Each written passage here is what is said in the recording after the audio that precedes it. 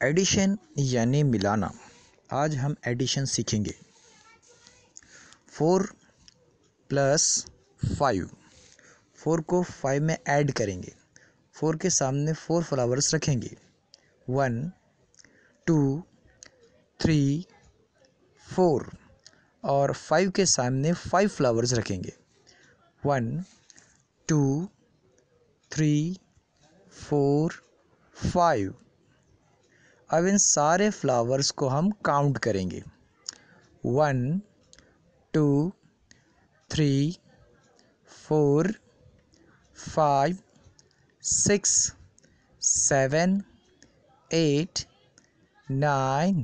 कितने हुए? 4 + 5 = 9। यानी 4 में 5 ऐड करने पर 9 होता है।